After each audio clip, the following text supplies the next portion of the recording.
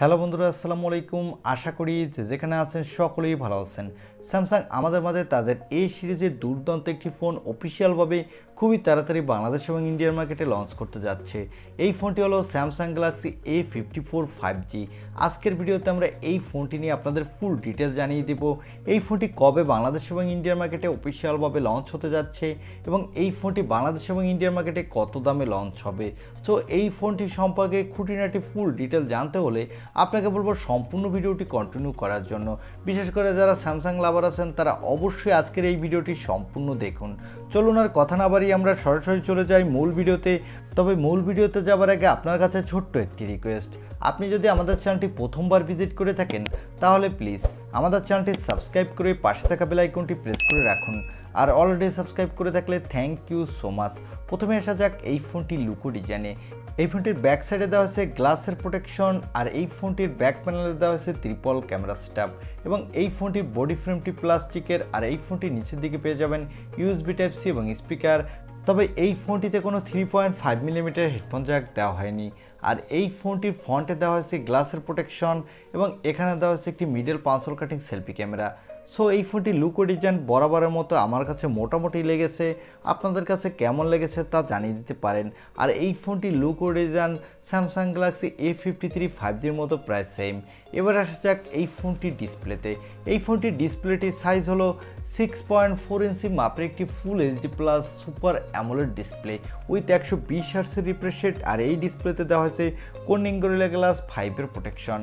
আর এই ডিসপ্লেটির pick brightness হলো 1200 নিটস, যার ফলে আপনি ডিরেক্ট সানলাইটও এই ডিসপ্লেতে কোনো ব্রাইটনেসের ঘাটতি পাবেন না এবং যারা গেমার আছেন তারা গেমিংয়ের সময় বাটার স্মুথ পারফরমেন্স পাবেন। সো এই ফোনটি ডিসপ্লে সেকশনও কিন্তু আমার কাছে এক কথায় দুর্দান্ত লেগেছে। আপনাদের কাছে কেমন লেগেছে তা কমেন্ট করে জানাতে পারেন। এবার আসা যাক এই ফোনটির ক্যামেরা সেটআপে।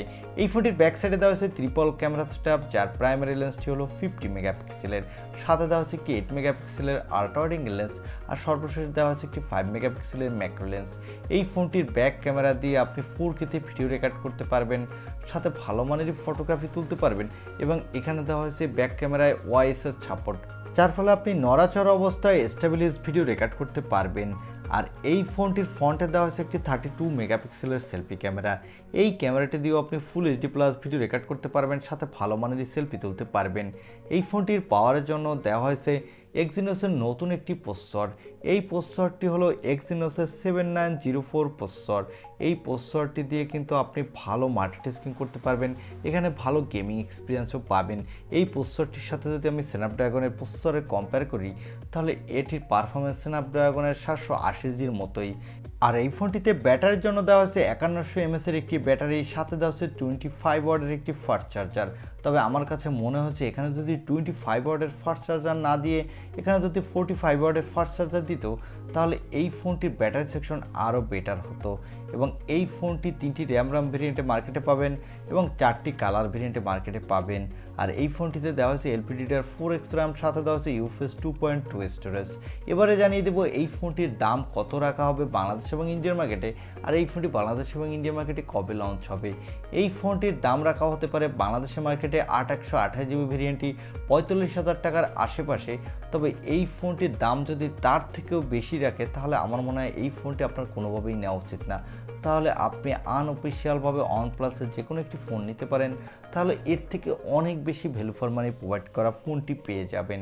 আর এই ফোনটি ইন্ডিয়ার মার্কেটের দাম হতে পারে 30 থেকে 32,000 রুপির মধ্যে।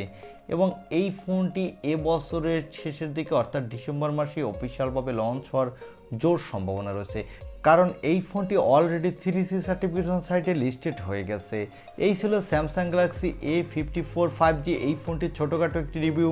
আই হোপ ভিডিওটি আপনার ভালো লেগেছে। আর ভিডিওটি যদি ভালোই লেগে থাকে তাহলে অবশ্যই একটি লাইক দিয়ে আমাদের চ্যানেলটি সাবস্ক্রাইব করে পাশে থাকা বেল আইকনটি প্রেস করে রাখুন। দেখা হবে অন্য কোনো ভিডিওতে। আজকের মতো আল্লাহ হাফেজ।